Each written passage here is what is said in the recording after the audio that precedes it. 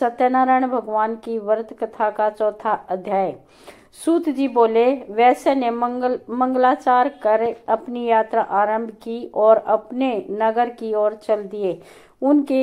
उनके थोड़ी दूर जाने पर एक दंडी वेशधारी श्री सत्यनारायण ने उनसे पूछा, हे साधु, तेरी नाव में क्या है?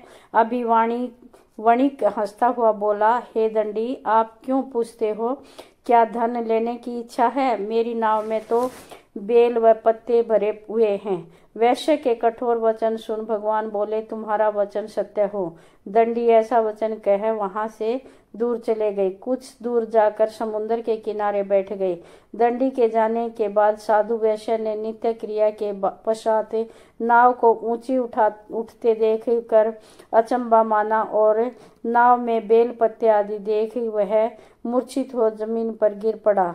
मूर्छा खुलने पर वह अत्यंत शोक में डूब गया। तब उसका दामाद बोला कि आप शोक न मनाएं, यह दंडी का शाप है, इसलिए हमें उनकी शरण में जाना चाहिए, तभी हमारी मनोकामना पूरी होगी। दामाद की बात सुनकर वह दंडी के पास पहुंचा और अत्यंत भक्तिभाव नमस्कार करके बोला, मैंने आपसे जो जो कहा, असत्य वचन कहे थे, उनके लिए मुझे क्षमा दें। ऐसा कहकर महान शोकातुर हो रोने लगा। तब दंडी भगवान बोले, हे वणिक पुत्र, मेरी आज्ञा से बार बार तुम्हें दुख प्राप्त हुआ है, तू मेरी पूजा से विमुख हुआ। साधु बोला, हे भगवान, आपकी माया से ब्रह्मा आदि देवता भी आपके रूप को नहीं जानते, तब मैं अज्ञानी कैसे जान सकता हूँ? आप प्रसन्न होइए, अब मैं सामर्थ्य के अनुसार आपकी पूजा करूँगा, मेरी रक्षा करो और पहले के समान नौका में धन भर दो। साधु वैश्य के भक्तिपूर्वक वचन सुनकर भगवान प्रसन्न हो गए और उसकी इच्छा अनुसार वरदान देकर अंतर्ध्यान हो गए। ससुर जमाई जब नाव पर आए तो नाव धन से भरी हुई थी। फिर वही अपने अन्य साथियों के साथ सत्यनारायण भगवान का पूजन कर अपने नगर को चल दिए।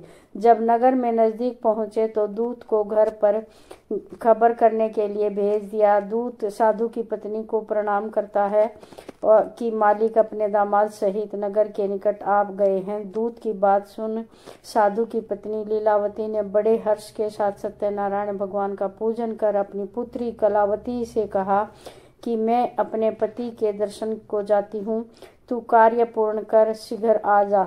माता के ऐसे वचन सुन कलावती जल्दी में प्रसाद छोड़ अपने पति के पास चली गई। प्रसाद की अवज्ञा के कारण श्री सत्यनारायण भगवान रुष्ट हो गए और नाव सहित उसके पति को पानी में डुबो दिया। कलावती अपने पति को वहां ना पाकर रोती हुई जमीन पर गिर गई। नौका को डूबता हुआ देख वह कन्या को रोता देख साधु दुखी होकर बोला कि हे प्रभु, मुझसे तथा मेरे परिवार से जो भूल हुई है उसे क्षमा करें। साधु के दीन वचन सुनकर श्री सत्यनारायण भगवान प्रसन्न हो गए और आकाशवाणी हुई, हे साधु, तेरी कन्या मेरे प्रसाद को छोड़ कर आई है, इसलिए उसका पति अदृश्य हो गया है। यदि वह घर जाकर प्रसाद खाकर लौटती है तो इसे इसका पति अवश्य मिलेगा। ऐसी आकाशवाणी सुन कलावती घर पहुंचकर प्रसाद खाती है और फिर आकर अपने पति के दर्शन करती है। उसके बाद साधु अपने बंधु बांधवों सहित श्री सत्यनारायण भगवान का विधि विधान से पूजन करता है। इस लोक का सुख भोग वह अंत में स्वर्ग लोक जाता है। श्री सत्यनारायण व्रत कथा का चौथा अध्याय संपूर्ण। बोलिए श्री सत्यनारायण भगवान की जय।